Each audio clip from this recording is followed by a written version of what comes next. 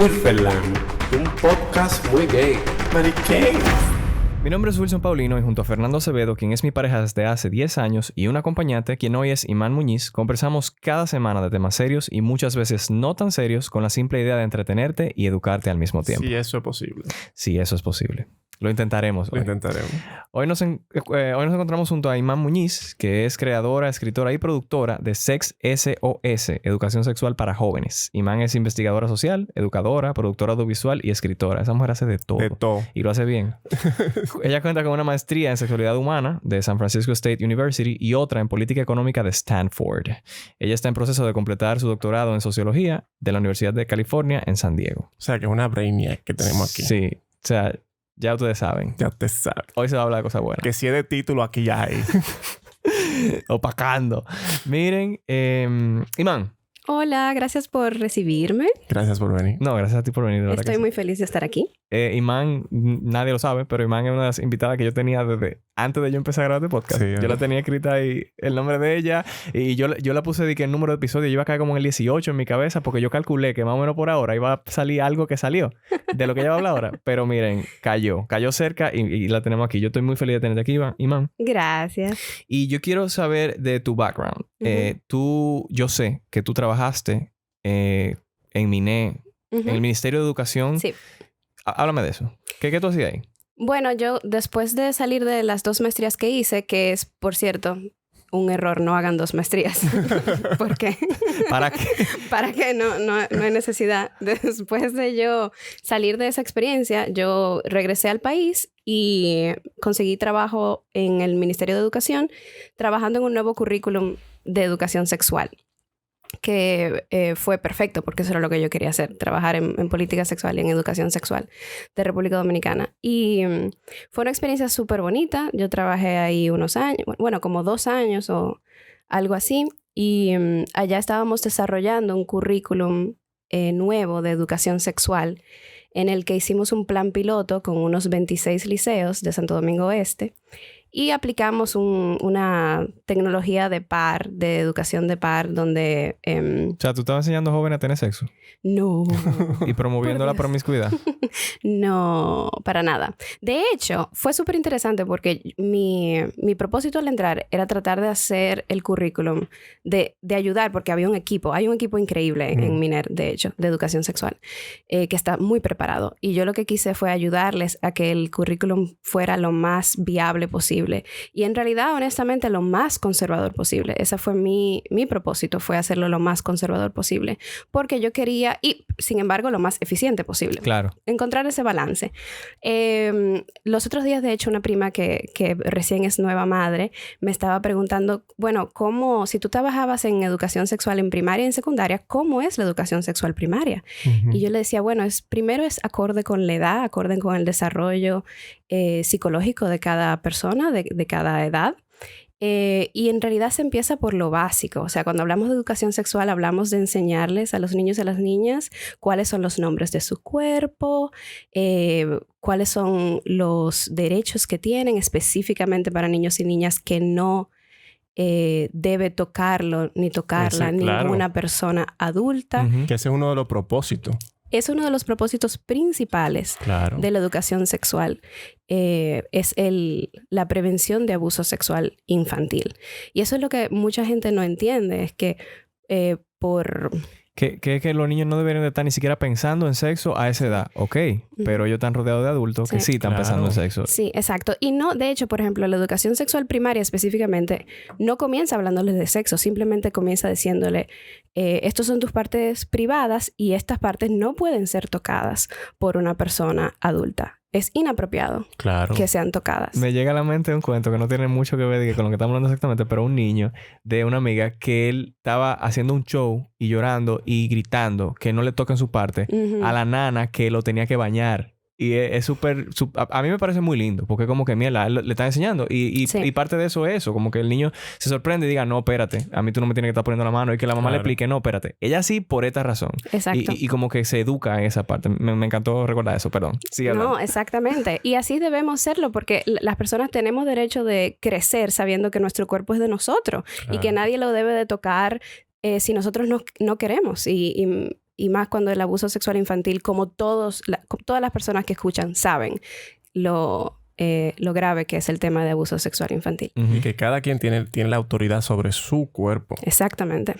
Entonces, la educación sexual primaria comienza así. Por ejemplo, le comenzábamos a explicar que todos los seres vivos se reproducen de alguna manera. Entonces, ellos, por ejemplo, cosas simples como dibujar un leoncito al lado del león, claro. para que entiendan el proceso de pubertad, de cómo un cuerpo pasa de ser pequeño a ser grande, de los cambios que pasa en su cuerpo, de que estén preparados para los nuevos olores y el nuevo vello corporal, todos estos cambios para la menstruación, que es muy importante.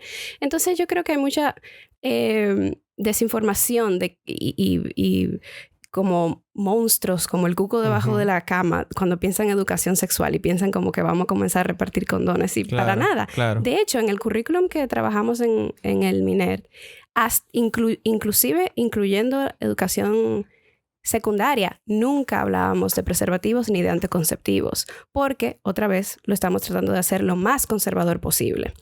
Y lo que hicimos fue que hablábamos, por ejemplo, de plan de vida, que es una de las cosas que son más importantes trabajando con educación sexual aquí en el país, porque lo que mucha gente no sabe o no entiende es que la gran mayoría de embarazos adolescentes en República Dominicana ocurren porque hay niñas que quieren quedar embarazadas, porque hay hombres adultos que las seducen y les prometen que si quedan embarazadas se van de su casa y se van con él a vivir para siempre. Exacto. Y el amor hermosísimo. Entonces, si tú estás viviendo en una situación de hacinamiento, ¿verdad? En pobreza, y un hombre te está diciendo que te va a sacar de ahí, claro, y no te gusta tu profesora de matemática. ¿Tú entiendes? O sea, son niñas.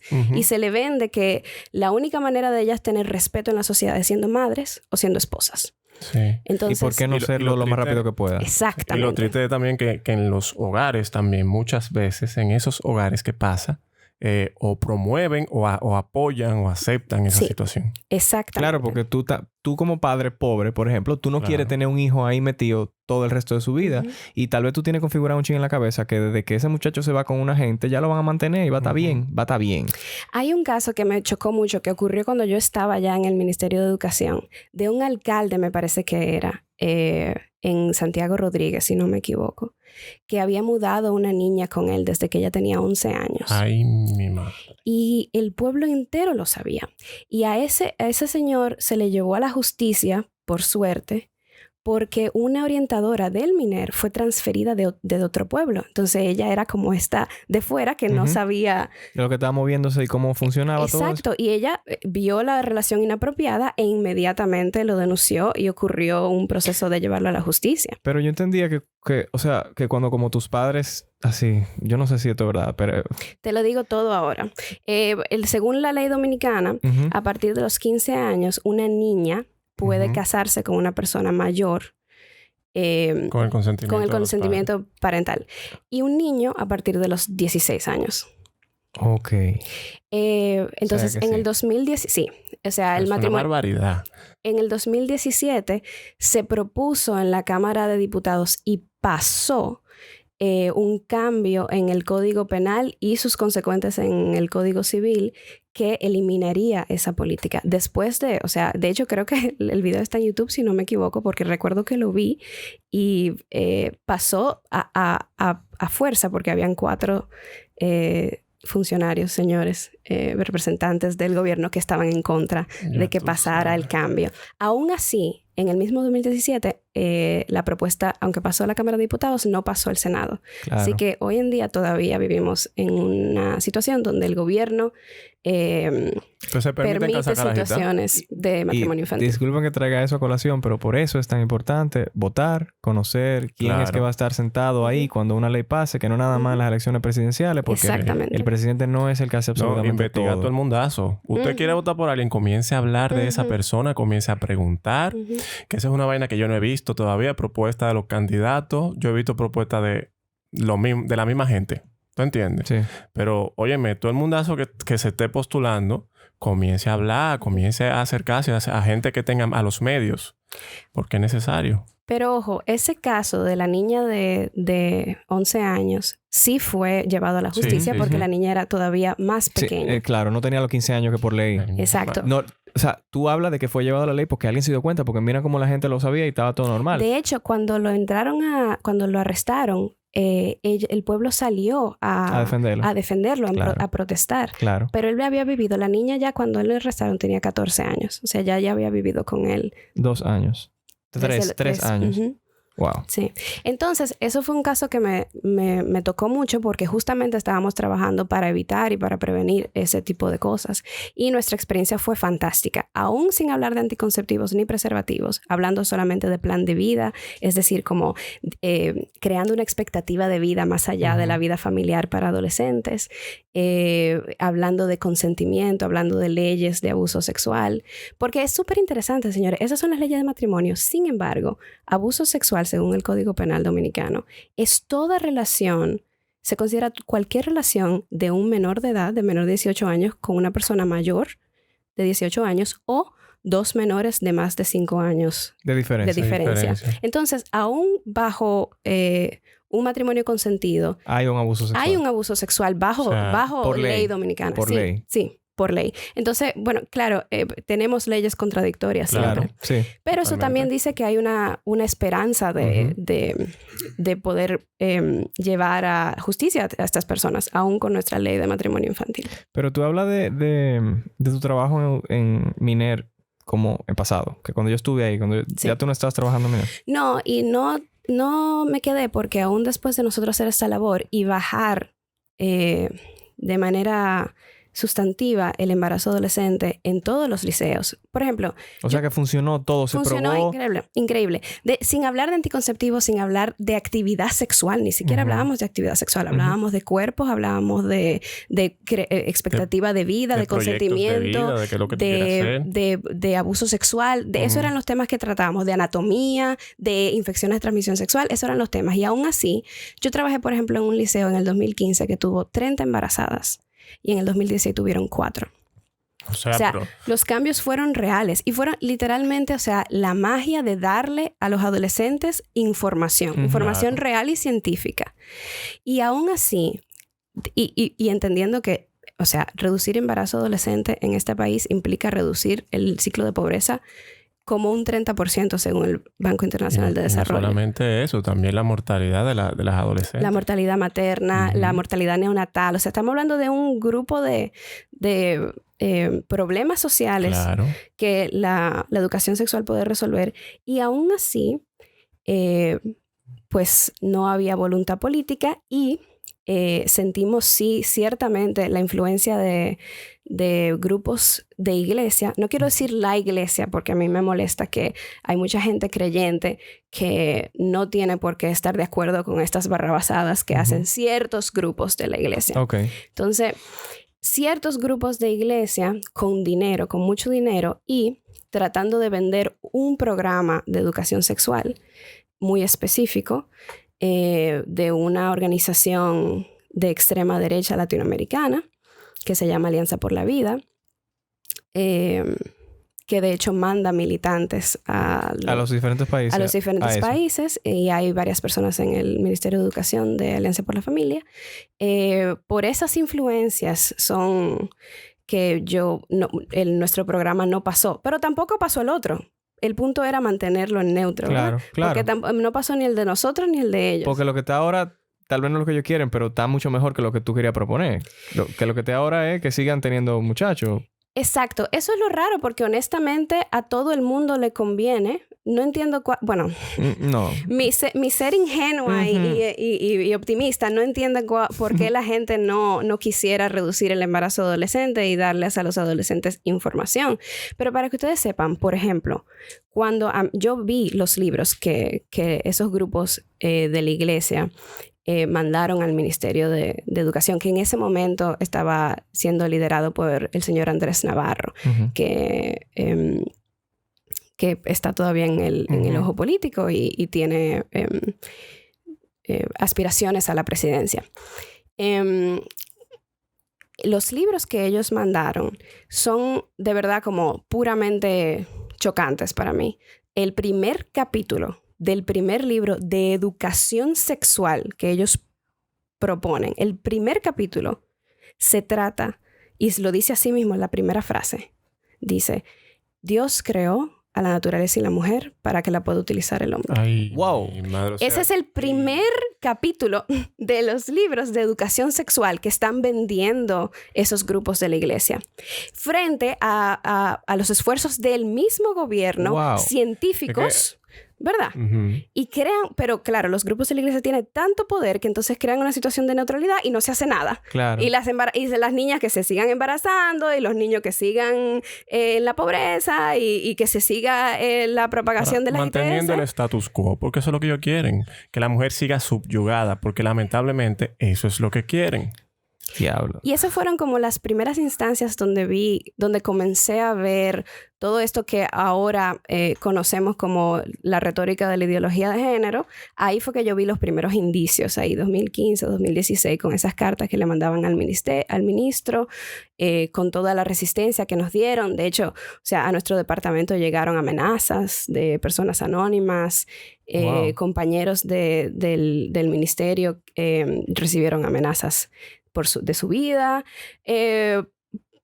Fue increíble. De hecho, en un momento como que hubieron rumores de que habían documentos del mismo ministerio que habían sido quemados. O sea, que me parecían situaciones que yo me sentía que yo estaba como hace 100 años. Sí, sí, en una inquisición. En una extraña. inquisición hace 100 años. ¿En contra de qué? De ciencia, porque estamos enseñando anatomía y Tú sabes que, o sea, a mí fisiología. me causa mucha curiosidad, además de pique, mucha curiosidad, como cuál es el interés, cuál es exactamente el interés, o sea, de tú mantener el subyugue y tú mantener a la gente bruta.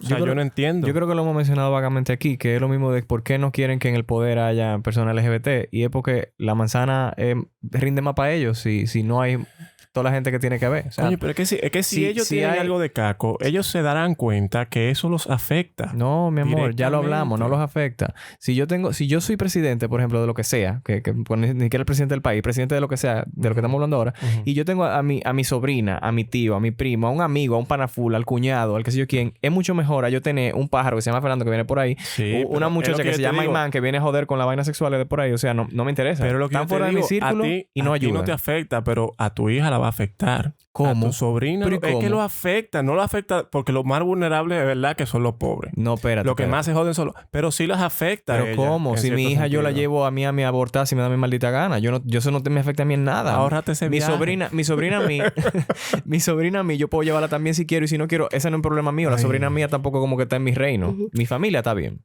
Lamentablemente es cierto que el tema de clase es algo que hace que todas estas problemáticas Ujú. sean mucho más leves o tal vez inexistentes para ciertas clases sociales. Pero la verdad es que a todos nos afecta. Claro que sí. Yo tengo una hipótesis que es que, y es de hecho como mi gran reflexión alrededor de toda la retórica de ideología de género que hay ahora en Latinoamérica, porque no es solamente aquí, es en toda América Latina y ciertamente en Europa y en Estados Unidos hay una nueva ultraderecha neofascista que está como resurgiendo.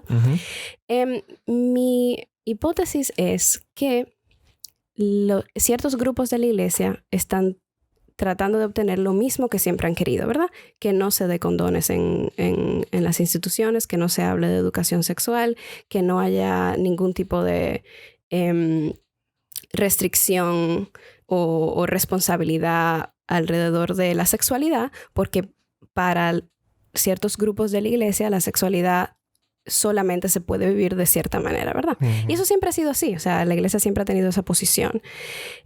Ahora, ¿qué pasa? Que la iglesia, por todo lo que hemos avanzado, la iglesia ya no puede salir Ujú. a decir que no cree que las personas deberían esperar hasta el matrimonio para tener relaciones sexuales. Ya la iglesia no puede decir eso públicamente y ser aprobado y aplaudido, porque ya estamos en otro sitio. Ya la población piensa distinta.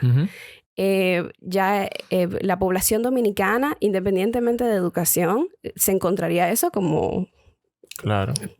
Risorio, ridículo. ridículo, Sí. ¿verdad? Entonces, ¿qué ¿cuál es la estrategia? La estrategia para el mismo propósito es escoger los temas que la gente sí le tiene miedo y que la gente sí no tiene suficiente educación. ¿Y cuáles son esos temas hoy en día? El tema transgénero específicamente. Es el tema que a la gente le da mucho miedo. Entonces la iglesia mete este tema en algo que no tiene nada que ver. No tiene nada que ver para asustar a la población, ¿verdad? Por casualidad estamos hablando de ideología de género. Sí. Ok, porque tengo una pregunta específicamente que va con el tema que te quiero hacer. Eric Toribio, que es uno de los Patreones, pregunta: ¿qué opinan de la controversia respecto a la política de equidad de género de la MINERD y cómo educar a las personas para que entiendan que eso no es nada malo? Tú sabes, cuando yo vi esa política, yo dije, coño, por fin, o sea, está súper suave, ¿eh? Súper suave. Yo de verdad invito a todo el mundazo a que se la lea. Está sencilla de digerir y es súper suave, súper mild. Esos archivos los podemos subir en la página de Wilferland y no nos meten preso. Eso se consigue, no. No, porque eso es público. Es público. De hecho, si yo ahora mismo escribí en Google ordenanza y de una vez parece que sabía que yo estaba en República Dominicana y me salió. Ordenanza 33-19. Búsquenla, por favor. Mira, yo también me atrevo a hacer un audiolibro de eso. Grabarme leyendo esa vaina para que la gente la oiga. Miren, la principal... El párrafo de conclusión de qué intenta decir la orden dice: la orden departamental prioriza una política y perspectiva de género para la construcción de una educación no sexista entre los y las diferentes actores del sistema educativo dominicano. Entonces, ¿qué pasa? Para una persona que ha sido adoctrinado, porque ciertos grupos de la iglesia adoctrinan, eso todo le suena como que es una gran conspiración para cambiar toda la estructura familiar y para, principalmente porque han usado el tema transgénero lamentablemente como el cuco, para que de repente, qué sé yo, como que el género esté abolido y no hayan hombres ni mujeres y todo el mundo, tú sabes, como ellos se imaginan como unos Sodoma y Gomorra, ¿verdad? Sí. Pero lo que... Ese lenguaje siempre ha sido utilizado por organismos internacionales, por la ONU, por UNICEF, por el gobierno dominicano, señores, porque el Ministerio de Educación tiene un departamento de género, ¿verdad? Claro. Ok. Ese lenguaje siempre ha sido utilizado para hablar de las desigualdades entre hombres y mujeres. Eso es lo que quiere decir. De hecho, el Ministerio de Educación nunca se ha querido meter con el tema LGBT, que lo podemos criticar, pero es tan absurdo que una organización que nunca ha querido responsabilizarse por el tema LGBT ni un poquito, es tan absurdo que esa organización, que también es una organización conservadora, ahora va a empezar a promover... se supone que ahora promueve esta conspiración de la nada, ¿te entiendes? Es súper gracioso. Lo que quiere decir ese lenguaje es priorizar que no, por ejemplo, que las niñas y los niños se le dé la misma atención en clase de matemáticas, que tengamos que las mujeres se sientan que pueden, vamos a suponer, aplicar a las carreras de ingeniería. Pero algo que yo leí, porque yo me leí uno de los folletos que ellos daban, como proponían, una de las guías que proponían para los talleres que se supone iban a dar en ser aprobada la ordenanza. Sí. Era una de las guías que le iban a dar al personal de limpieza, al personal de apoyo de las escuelas. Decía algo así que me recuerdo. Como que simplemente en una conversación, si tienen conversaciones entre ustedes, el personal, no utilizar, por ejemplo, las niñas no hacen deporte o los niños no hacen tal cosa por ser niños. ¿Tú entiendes? Como no... Y no priorizar a un niño por ser niño. Eso es lo que se quiere. Como que simplemente eso, que haya igualdad entre hombres y mujeres. O sea, tú estás hablando de que de que ellos quieren que haya opresión al patriarcado y a la libertad de expresión del macho hombre masculino. No le conviene.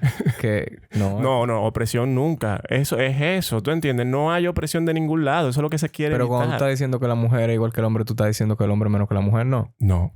Ah. No. Pues. El que no estudió matemática, una cosa igual a otra, literalmente una cosa igual a otra. Ya, punto. Exactamente. Eso es lo que se quiere hacer. Cuando se habla de perspectiva de género, porque esa es la palabra que ellos utilizan, perspectiva y política de género, lo que se ha hablado históricamente es de tener una perspectiva que intente luchar o trabajar por la igualdad entre el hombre y la mujer. De hecho, esas palabras nunca se han utilizado para referirse al tema LGBT, ni siquiera para el tema de identidad y expresión de género. Que Ahora, ¿qué pasa? Yo lo que entiendo es que ha habido por la falta de educación alrededor de estos temas, obviamente, y por la gran falla y el fallido de los grupos que se supone que tienen que educar sobre estos temas, el pueblo dominicano se ve vulnerable a que le digan cualquier cosa. Claro. Porque si tú nunca has oído de perspectiva de género y a ti no te han hablado de que los hombres y las mujeres son iguales y tú piensas que las mujeres nacieron para limpiar y ser madres y los hombres nacieron para fajarse y no tener emociones y no llorar y que se jodan también, ¿verdad? Porque todo el mundo se jode bajo este sistema. Si a ti te enseñaron eso y te vienen a decir que tú es un cuco y que te van a quitar tu familia y que tu niño va a ser tu niña, claro que cualquier persona se asustaría, es ignorancia. Pero es una falta de responsabilidad muy grande de parte de las personas que están manejando toda esta narrativa. Claro. Porque se basa en mentiras, que es lo más sorprendente. Mucha gente me dice, bueno, ¿qué tú piensas de la ideología de género? Es que es muy difícil porque a lo que ellos le dicen ideología de género es mentira. O sea, no es nada. No es de lo que está... No es de lo que está hablando. Exacto. Pero es una estrategia muy... a mí me sorprende que ustedes dos siguen hablando como que esa gente tienen... como que ellos tienen... Ustedes están hablando como que ellos piensan igual que ustedes en el sentido de la empatía, de que el mejoramiento humano, del no sé qué. No. Vamos a hacerlo más lógico. A esas mujeres que están abogando por que no se haga, porque no se enseñe la igualdad de género en las escuelas. A esas mujeres que están en eso. Yo espero que esas mujeres ni trabajen, ni hablen delante de los hombres. Es que posiblemente son así, Fernando. Están condicionadas. No, pero es que lo grande es que no. Yo he conocido madres de amigas que me han dicho, mis amigas, que ellas no apoyan esa vagabundería. Madres que son trabajadoras. ¿Tú entiendes? O sea, que trabajan en empresas. Que son letradas. No estoy hablando de gente que no tiene educación. Pero es porque no entienden lo que le están diciendo. Porque le están mandando un grupo de mensajes mezclados, que es lo que estamos hablando ahora de la ideología de género, que no tiene nada que ver con lo que... y también que son vagos. Porque usted que es letrado, que tiene la facultad de poder leer, vaya a leerla. Vaya usted con sus propios ojos a ver qué es lo que están proponiendo. No se deje convencer de nadie. Sí, es muy triste. Y la dificultad de trabajar y de debatir, vamos a suponer, estos temas o tratar de que avance la conversación, es que tú tienes un grupo de personas que están siendo activamente adoctrinados, que están siendo activamente, que tienen grupos de iglesia donde, señores, tú te imaginas poner toda tu esperanza en este grupo que te ha apoyado, vamos a decir que tú sientes que ese es tu hogar, ¿verdad? Tú sientes que ahí está lo divino, la divinidad y tu espiritualidad. Tiene que ser muy fuerte. Tú recibí una información de ello que te hace sentir que tú estás amenazado o amenazada, que tu familia está amenazada o amenazada. Tiene que ser muy fuerte. Y es muy triste que ponen a las personas más vulnerables, a las personas más pobres, a las personas que más se beneficiarían de una perspectiva de género. A mí, lo que yo me estoy dando cuenta más es que tú estás hablando mucha vaina y tú estás, sí, hay que la educación sexual. ¿Tú estás haciendo algo para que eso cambie? Sí. Bueno, yo renuncié del Ministerio de Educación en parte por esa frustración, pero también porque yo tengo esta carrera académica y ahí puse toda mi mochila de herramientas académicas, pero también tengo otra carrera artística. Y yo dije, bueno, tal vez entonces a través de esta otra mochila de herramientas yo puedo aportar algo. Entonces realicé un programa de televisión, creé, escribí y produje un programa de televisión sobre educación sexual para jóvenes. Ya sin tantas censuras como teníamos en el Ministerio de Educación, ya hablando de preservativos y hablando de anticonceptivos principalmente. Pero estamos lo mismo, eso no lo van a enseñar en ningún lado. De hecho, va a salir en el Canal 4. ¿Qué? Pero es el canal del gobierno. ¿What? Sí, con el apoyo del Ministerio de Salud, que está... es que claro, porque es una problemática de salud. Claro, está asumiendo responsabilidad y tomando riendas, sobre todo alrededor de la prevención de la mortalidad materna y neonatal. Entonces, además que las personas del Canal 4 están también dedicadas a la información científica real. Sí, a la enseñanza. A la enseñanza. Entonces, a mí me parece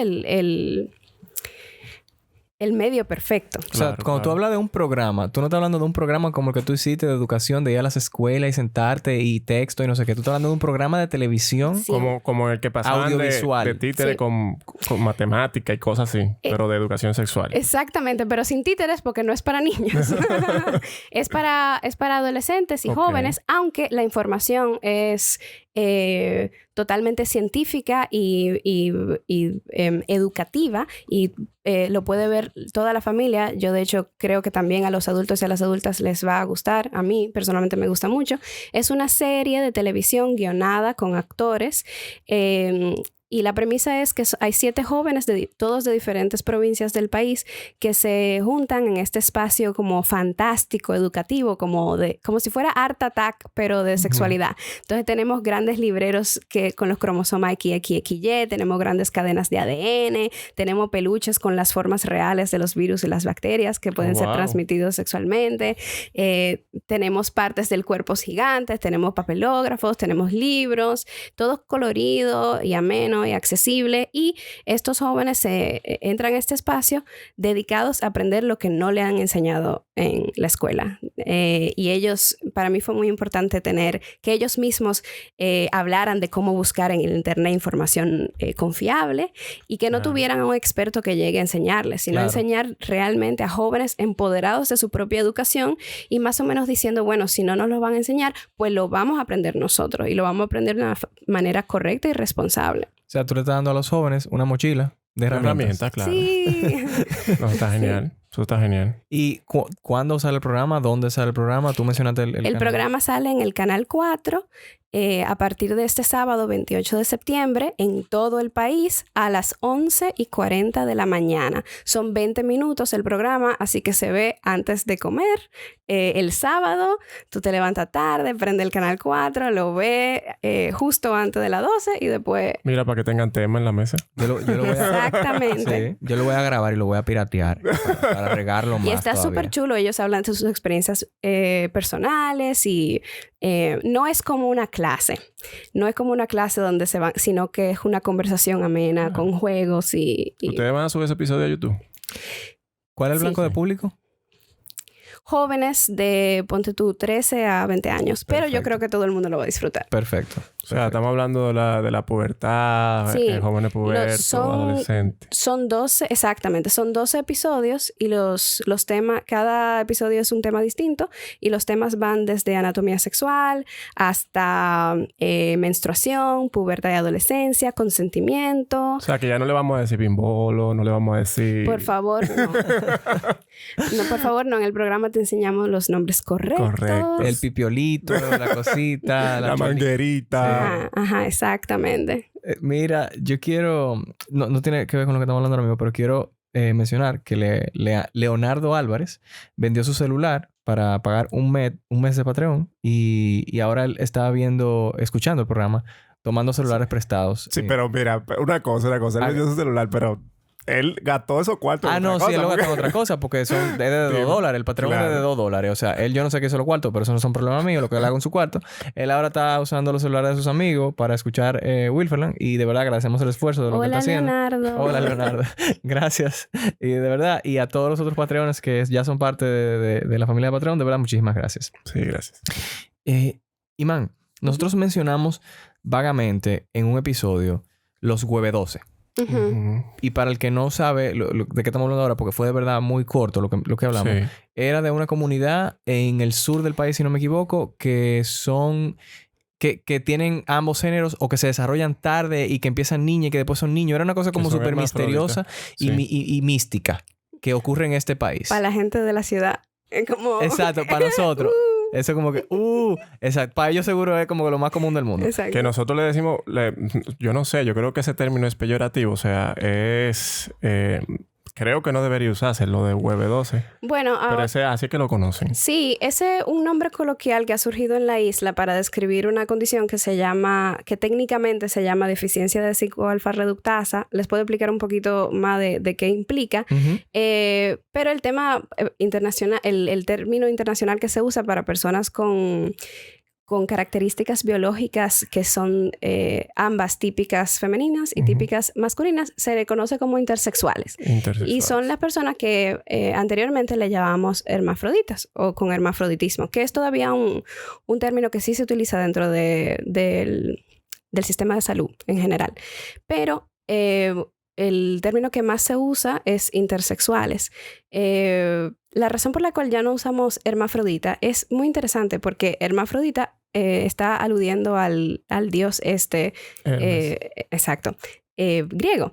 Entonces, ¿qué pasa? Que la leyenda decía que Hermes tenía genitales femeninos y genitales masculinos, pero no hay ningún tipo de intersexualidad en nuestro mundo humano que tenga esa condición. ¿Y que las dos cosas juntas? No, no existe. O sea, ¿por qué? Porque, y ahora me voy a poner un poco nerda, pero dale. me encanta. Inspírate.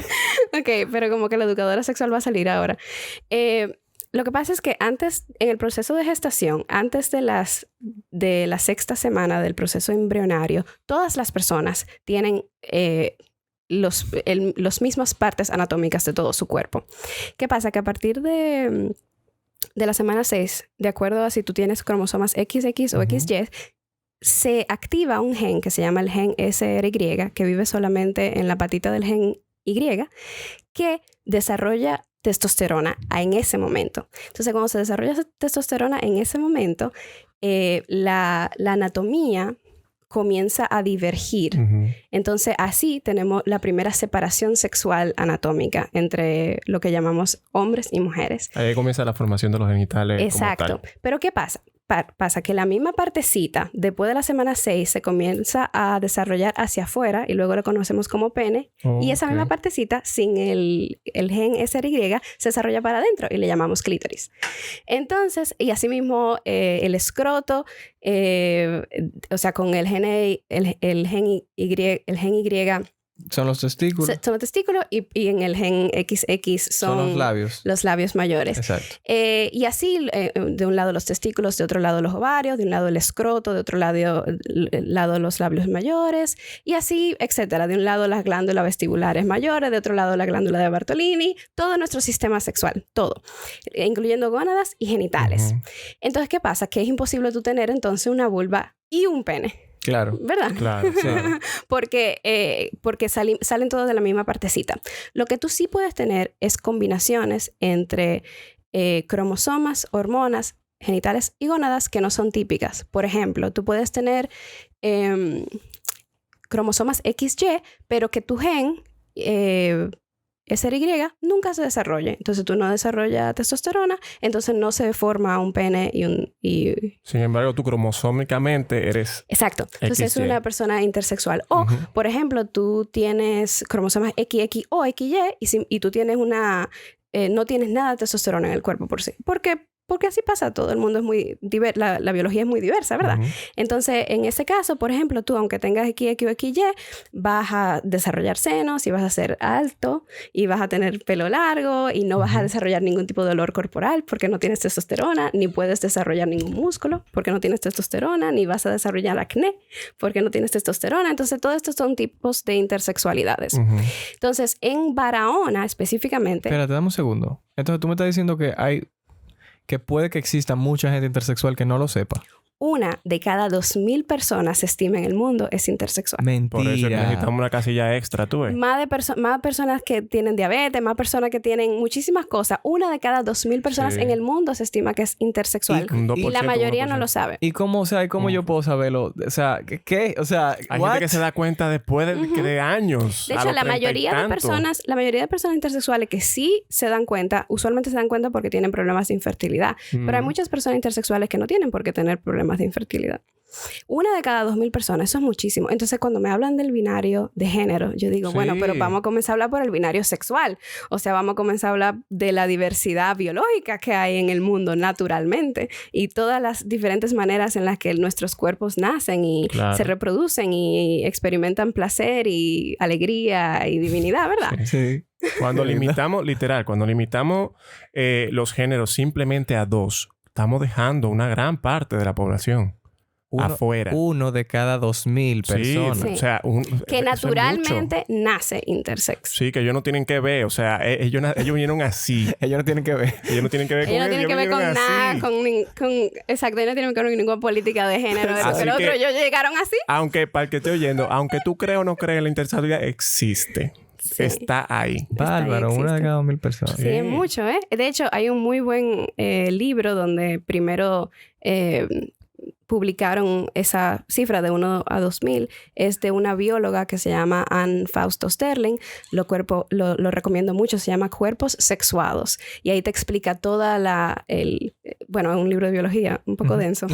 Pero te explica toda la ciencia detrás de ese número y detrás de la intersexualidad y te habla de todos los casos. Cuerpos sexuados. Sí, lo recomiendo muchísimo. Entonces, yo te interrumpí cuando tú ibas a hablar de los UV12. Sí, entonces eso es una condición que se llama deficiencia de 5-alfa-reductasa. 5-alfa-reductasa es una enzima que se produce usualmente en el embarazo y esas personas embarazadas no la producen y crea una desviación en el desarrollo biológico del feto.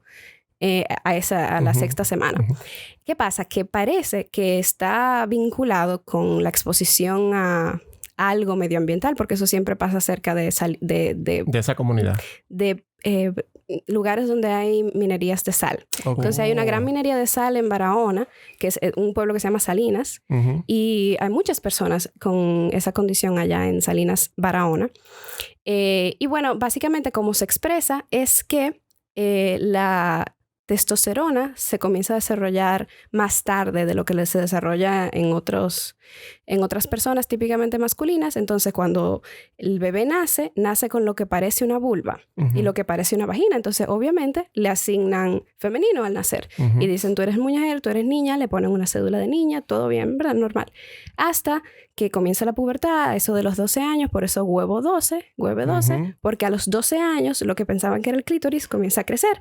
Lo que pensaban que era los labios mayores comienzan a caer y de ahí comienzan a caer los testículos. Entonces, es súper interesante, de hecho, sociológicamente, porque es una persona que ha sido socializada como niña, Claro. que de repente en la pubertad Se siente niño. se siente niño y le dicen, no, mira, biológicamente parece que sí, que tú eres un niño y como que, sorry. No, Disculpa. tú eres un niño, pero en verdad todavía no lo sabíamos. Entonces, de repente, esta persona, claro, como es biológicamente niño, tiene testículos, es XY, entonces pasa un proceso de resocialización como varón. Claro. Entonces, de repente, él escoge su nombre como varón y se lo comienza a entender como varón y es una situación muy interesante sociológicamente también. Pero allá en el pueblo hacen un show por eso o eso es... No, yo tuve la oportunidad de ir para el programa de Sex SOS y entrevistamos a un chico. Sí, entrevistamos a un chico, Johnny, que nos habla de su experiencia. Un chico que él mismo descubrió que tenía esta condición y él mismo descubrió que era niño en realidad. Y de hecho vamos con él al hospital y vemos como él tiene que dar su cédula que dice felicitas y dice femenino y él es un hombre, lo van a ver en el programa, es un hombre hecho y derecho. Y porque es imposible aquí cambiar nombre y cambiar cédula. Entonces, bueno, hablamos con él, hablamos de todos los problemas que él pasó, de su vida y es muy interesante. Y allá él nos dijo que al principio sí como que cuando él estaba descubriéndose y no entendían lo que era, que sí lo relajaban, pero que ya después de un tiempo como que a nadie le importó, principalmente porque hay mucha gente así. Sí. En su comunidad. En su comunidad. Porque imagino que si sale de esa comunidad, en otra comunidad de aquí del país, pues se embroma. Porque no hay no hay una educación al respecto. Sí, exactamente. Incluso en la cámara LGBT hace poco, en la cosa que hicieron, en la conferencia que hicieron, Sí. yo escuché uno de los asistentes que dio la historia de un señor que era huevo 12, o sea, sí, que tenía esta condición.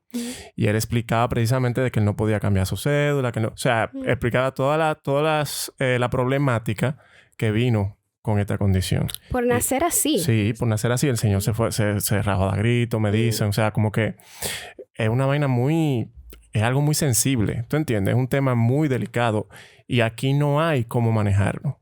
No, ellos no tienen posibilidad de cambiar sus documentaciones, no tienen acceso a medicamentos especializados. Ni siquiera aquí se promueve ni hay esfuerzos para que doctores y doctoras investiguen la condición para poder, porque muchas veces ellos sí necesitan intervención médica, especialmente si quieren tener familias biológicas, necesitan apoyo para su fertilidad. Y esas son todas cosas que ellos están totalmente como en el secreto de su condición y muchas veces en la vergüenza de su condición, porque la gente no entiende que simplemente ellos nacieron con una condición biológica y que son también personas y que merecen poder tener sus familias. Sí. Y es lamentable que son personas invisibles en la sociedad en la que vivimos. Sí. Y no, sí, pero tú estás haciendo un trabajo, por ejemplo, ahora de reconocerlo. Sí, y Johnny, déjame decir, Johnny, ese chico de Barahona, ha sido una estrella porque él mismo ha salido a buscar que le hagan entrevistas y él ha querido salir en cámara. Genial, y él ha querido ser la cara de eso, y él en el programa nos cuenta de cómo él comenzó a hacer eso porque él piensa que no debe haber vergüenza porque él no hizo nada malo y él nació así y él tiene derecho a vivir una vida como cualquiera. Y de hecho, a través de su insistencia, él sí consiguió donaciones de doctores, enfermeras, y a él le hicieron creo que ya varias operaciones, y él está pasando un tratamiento de hormonas porque él quiere tener una familia y tiene su esposa Claro, y es muy lindo porque así mismo como se riega la voz chin a chin, va a llegar la voz a la boca de muchos políticos, por ejemplo, en algún momento que van a decir como que está bien, no vamos a aceptar la pajarería, pero vamos a dejar que esta gente se cambie los nombres, aunque sea. Va a ser exactamente así. Va a ser exactamente Tú ves, pájaro no, pero él quiere su esposa, vamos a dejar que se cambie el nombre. Es muy gracioso. Yo me fajé a ver todo lo que había en YouTube sobre esa comunidad antes de ir a entrevistarlo, y entrevistan una vez a una señora cuyo esposo es intersexual y tiene esta condición, y ella lo que le dice a la cámara es: él me resuelve bien, o sea que yo no sé. Después de ahí a mí no me importa lo que haga. Yo estoy bien. Qué lindo. Y eso, que estamos hablando de una condición biológica visible, o sea, porque intersexualidad no nada mata eso, o sea, eso es un caso de tantos, ¿tú entiendes? De tanta combinación que hay. Todo lo que mencionó Iman ahí, de los olores y todo eso, yo estoy mala. Yo estoy mala. Iman, tú mencionaste... perdón, te quiero hacer una pregunta que no sé si manejas la información. Es con respecto a eso de los V12. ¿El caso se da siempre en hombres? Porque como tiene que haber una transformación de la, entre comillas, vagina a un pene, se da, asumo que se da siempre en hombres. ¿Es así? Siempre se da, sí, en personas que no desarrollaron la testosterona en un momento para desarrollar testículos y... Sí, claro, perdón, no en hombres, sino como... Exacto. Gracias por aclarar. Sí. O sea, sí, por la transformación. Exacto, ya tenía esa duda. Sí, exacto. Muchas gracias por aclarar. Pero sí he escuchado de personas con esa misma condición que viven como mujeres, que nunca hicieron la transición. Que eso mismo te iba a preguntar yo, porque yo vi un documental de una señora, tú ves un mujerón y ella tiene los cromosomas XY. Y tú, o sea, son cosas que a uno, simplemente porque no está ahí, no está en sus zapatos, a uno lo chocan. Porque como así. Y sí, se dan muchísimos tipos de combinaciones. Yo hablé con una mujer que me dijo, bueno, que mira, a mí me nombraron niña, me criaron niña, y cuando a mí me comenzaron a cambiar los genitales, yo dije, pero yo soy niña. Y ella siempre... Tú sabes, yo soy niña, ¿cómo así? O sea, ella rechazó esa transición. Pues. Ah, exacto. Mira, exacto. Ella rechazó esa transición porque ella se sintió cómoda los primeros 13 años de su vida viviendo como una niña. Entonces, cuando le cambian los genitales, ella, perfectísimo, me cambiaron los genitales, sin embargo, por dentro yo soy niña. O sea... Sí, porque ella todavía tenía senos y tenía... Sí, y también se dan los casos de personas intersexuales que los padres toman la decisión de, que es lo que pasa en la mayoría de los casos, de hacer esa transformación ellos pequeñitos. Cuando la mayoría de personas con intersexualidad que nacen con genitales ambiguos, ¿verdad? Porque hay un por ciento de personas intersexuales que nacen con genital ambiguo, pero la mayoría no. La mayoría nunca se enteran hasta después. Pero la mayoría de esos casos... son intervenidos quirúrgicamente sin consentimiento del paciente, ¿verdad? Porque ellos no pueden dar consentimiento porque son bebés.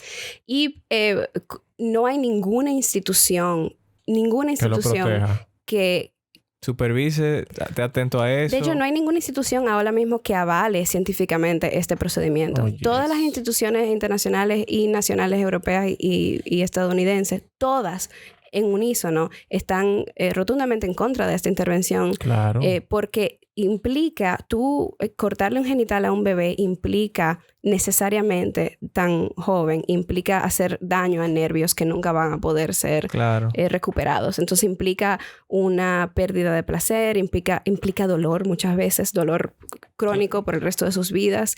Y también implica el hecho de que tú estás tomando una decisión sin saber cómo esa persona se va a desarrollar en la pubertad. Porque no hay manera de saber cuando tú eres bebé si cuando tú en la pubertad, si tú vas a desarrollar más testosterona, más estrógeno, progesterona. No hay manera de saber. Entonces, si tú tomas una decisión, le cortas un genital y luego resulta que a los 13 años comienza a desarrollar, qué sé yo, vamos a suponer que tú le cortaste... cualidades del que no era. Exacto. Entonces, ¿qué tú vas a hacer? Sí. Ya no hay vuelta atrás. O sea...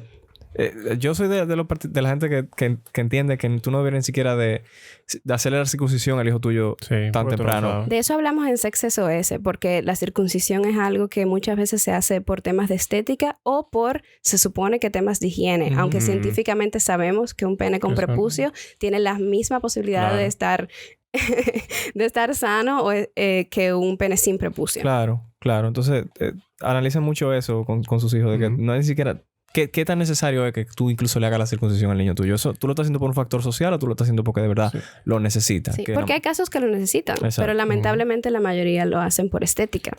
A mí me gustaría exhortarle a los oyentes, al público oyente, la población, a que entre a YouTube y comience a buscar personas intersexuales, entrevistas a personas intersexuales, personas que están dando su testimonio, para que entiendan un chin lo que pasan este grupo de personas, que es muy difícil.